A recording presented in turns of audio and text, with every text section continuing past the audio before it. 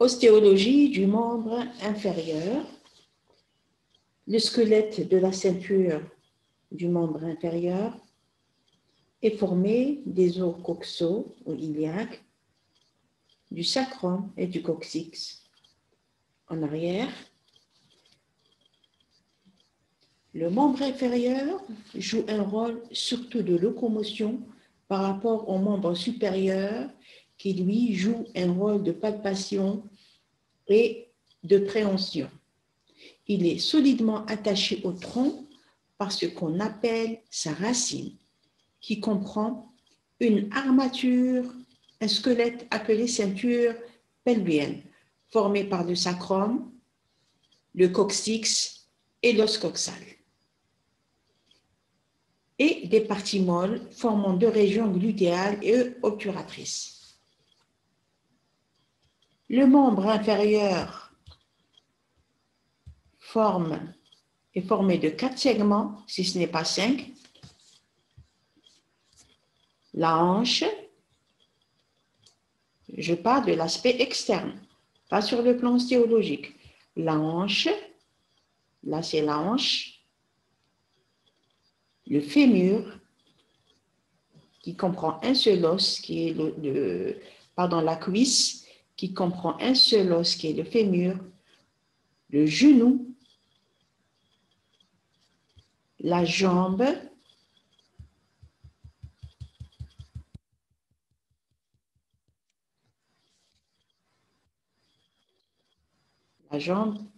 et le pied.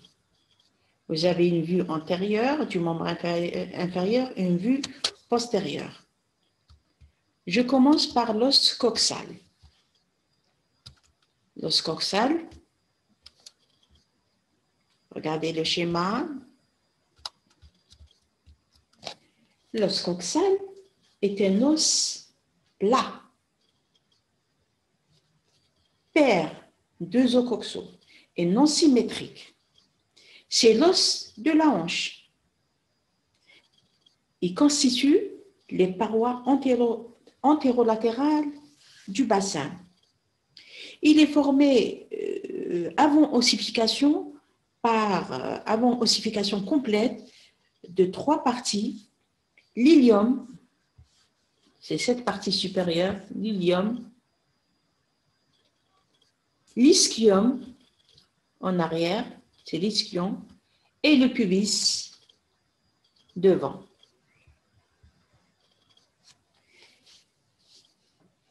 La jonction des 3 parties se localise au niveau de l'acétabulum. Les 3 parties, ilium, ischium, pubis, se focalisent au niveau de la jonction par l'acétabulum. L'ilium, c'est la partie supérieure, comprend une aile et un corps. L'ischium, partie inféro-postérieure. Inféro-postérieure comprend un corps et une branche. Le pubis, partie inféro-antérieure, comprend un corps et une branche supérieure et une branche inférieure. C'est un os résistant dont les fractures nécessitent vraiment un traumatisme important. L'os coxal a la forme d'une hélice dont la partie inférieure est perforée. Regardez, du foramen obturé ou bien trou obturateur. Il présente 2 faces, une face latérale externe, une face médiale interne, donc interne endopelvienne, externe exopelvienne. 4 bords, regardez, un bord supérieur, un bord inférieur, un bord antérieur et un bord postérieur. 4 angles. Antéro-supérieur, on les appelle les épines aussi. Antéro-inférieur, postéro-supérieur, postéro-inférieur.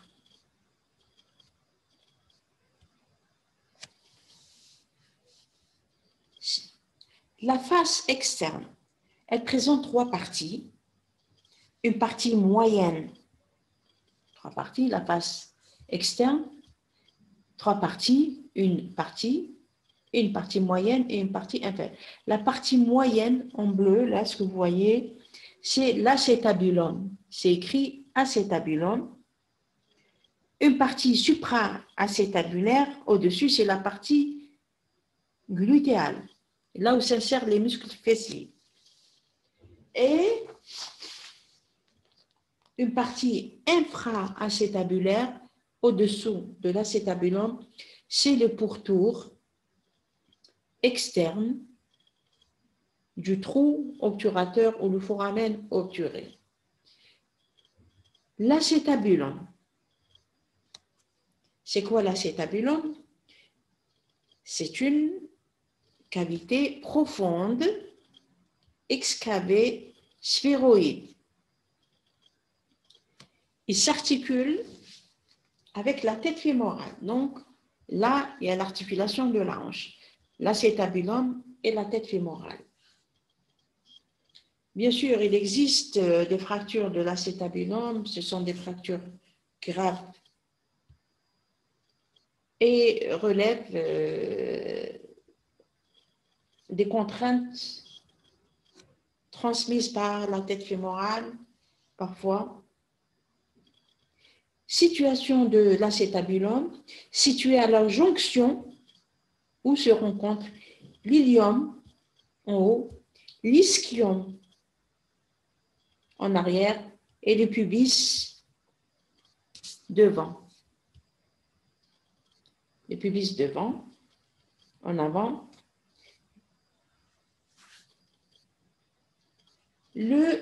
L'acétabulum présente un rebord saillant, c'est le limbus acétabulaire, c'est le pourtour. Le limbus acétabulaire, ce limbus, si on le voit bien, il est là, mais là, il s'arrête. Le limbus s'arrête des deux côtés. Il est interrompu par l'échancrure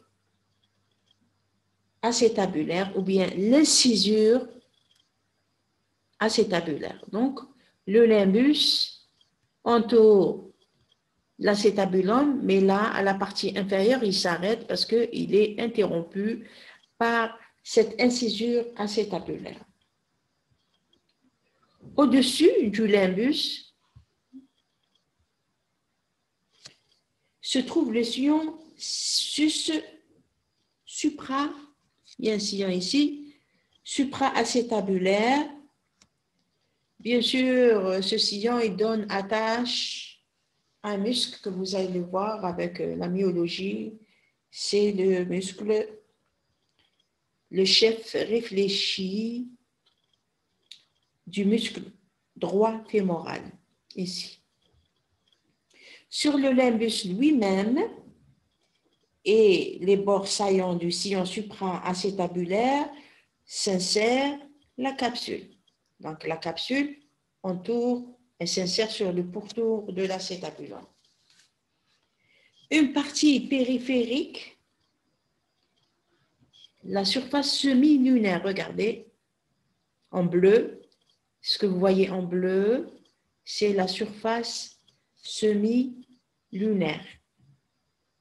Elle est concave et encroûtée de cartilage. Elle est recouverte de cartilage. Elle est recouverte de cartilage. Donc, en arrière de la saignée de ces cornes, s'insèrent les ligaments de la tête fémorale. Donc, en arrière de ces cornes, il y a insertion du ligament rond qui s'insère aussi sur la tête fémorale. Là, la partie, ce que vous voyez, vous avez vu le pourtour, ou bien en bleu, c'est la surface semi-lunaire, et il y a une surface centrale. Elle est rugueuse, non articulaire, et donne insertion au ligament de la tête fémorale. Donc, vous voyez, l'acétabulum, il comprend cette partie bleue qui est la surface semi-lunaire et une partie centrale qui est non articulaire. La partie bleue, elle est articulaire avec la tête fémorale. La face glutéale, cette partie convexe d'avant en arrière, elle présente des lignes, regardez des lignes des lignes glutéales. La ligne glutéale antérieure, postérieure, donc il y a des lignes glutéales où s'insèrent les muscles. Donc ces lignes se terminent donc sur le bord supérieur de la grande incissure, voilà, grande échancrure ischiotique. Ces lignes se terminent ici et donc nous avons le pourtour. Regardez le pourtour. Là, c'est le trou obturé et là, le pourtour externe du foramen obturé. Il correspond aux faces externes du pubis et de l'ischion. Le pourtour du foramen obturé correspond aux faces externes du pubis en avant et à l'ischium en arrière.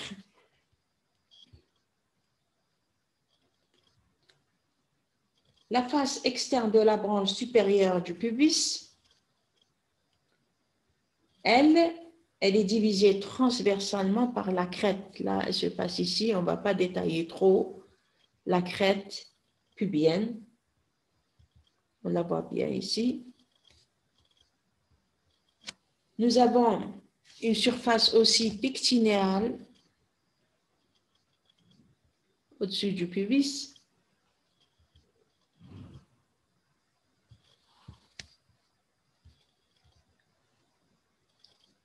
Nous avons le sillon obturateur. On ne le voit pas ici, il n'est pas présenté. La face externe du corps du pubis, lui, est formée par la crête pubienne en haut et aussi le tubercule, bien l'épine du pubis. La face externe de la branche ischio-pubienne, elle est formée de l'union de la branche, regardez bien donc, formée de la branche inférieure du pubis et de la branche de l'ischium. Sur cette face inclinée en arrière s'insèrent, écoutez, les muscles obturateurs externes et les muscles court adducteur, gracile et le grand adducteur. La face externe du corps du ischium sur la tubérosité ischiotique, elle est ovoïde, la tubérosité ischiotique, on la voit ici, aussi en bleu, pardon. Elle est en arrière ici, et là on la voit ici, la tubérosité ischiotique. Elle est ovoïde, plus ou moins ronde.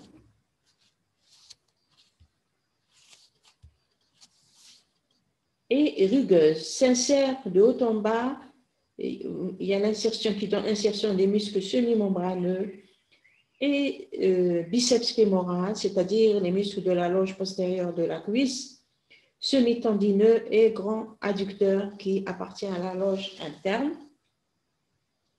et aussi d'autres muscliers, l'obturateur externe et le carré fémoral. Nous allons voir la face interne. La face interne, elle est divisée, regardez bien, elle est divisée en deux parties.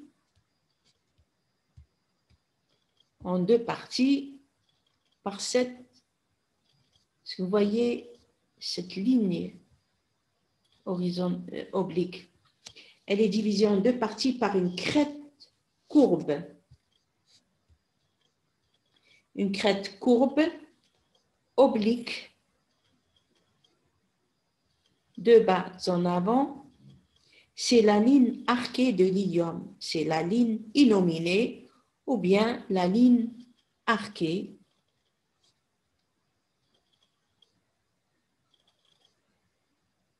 de l'ilium.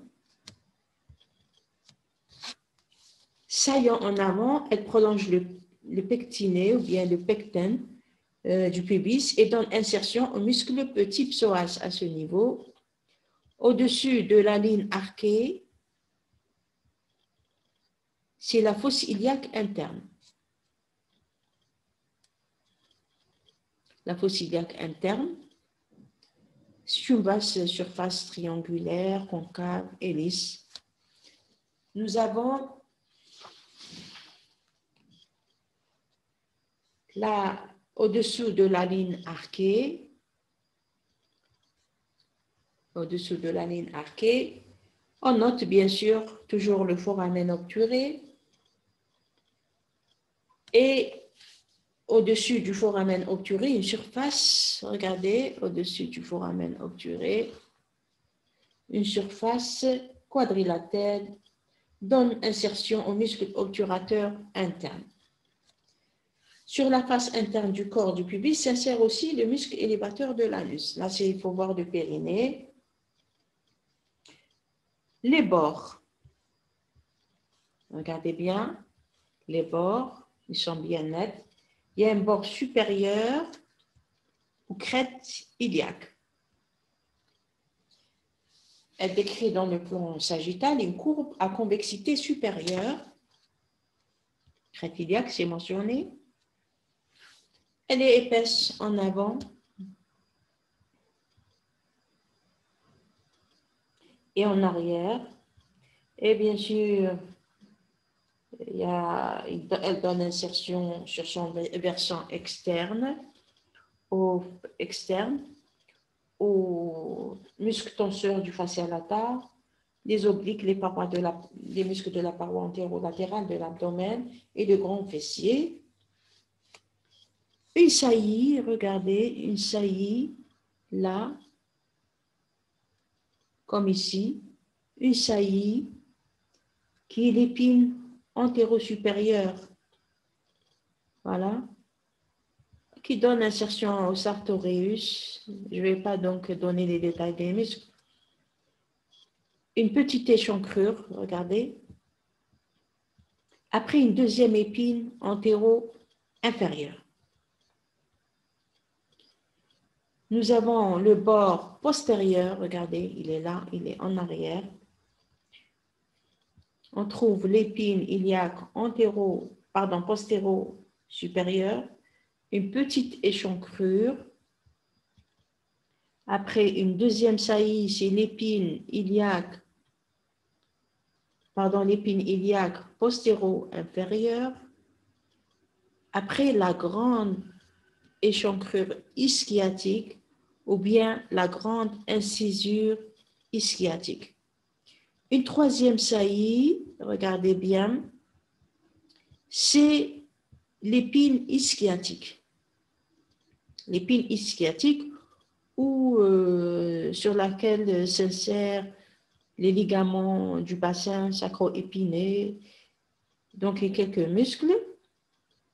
Une troisième échancrure, voilà, c'est la petite échancrure, c'est mentionné, la petite échancrure ischiotique. Enfin, on arrive à la tubérosité ischiotique sur laquelle s'insèrent les muscles jumeaux inférieurs et les ligaments sacrotibiaux, sacrotubéral. Le bord inférieur. Le bord inférieur, il est oblique en bas et en arrière. Voilà. Voilà, là, oblique en bas et vers l'arrière. Et nous avons les angles, ou bien les épines. Nous avons l'épine antéro-supérieure, l'épine antéro-inférieure, les angles, pardon, l'épine antéro-supérieure, l'épine, les épines iliaques antéro-supérieures, l'épine iliaque postéro-inférieure. Il y a aussi un autre angle qui est représenté par la tubérosité ischiotique et un autre angle, c'est l'angle du pubis. Donc, 4 angles, épine iliaque antéro-supérieure, épine iliaque postéro-supérieure, la tubérosité ischiotique et l'épine du pubis. On arrive au trou obturé. Le trou obturé, là, c'est le tubercule, le trou obturé, pardon, ou bien le foramen, trou obturateur foramen obturé, il est circonscrit par le pubis et l'ischion. Il est entouré par le pubis et l'ischion. Regardez, il est à l'intérieur. Et c'est un orifice plus grand chez la femme. Il est ovalaire et légèrement triangulaire chez l'homme. Et il présente sur son bord inférieur, près du sillon obturateur, le tubercule obturateur antérieur. Il n'est pas mentionné ici. Sur son bord supérieur, en regard de l'incisure ici, acétabulaire, le tubercule obturateur postérieur.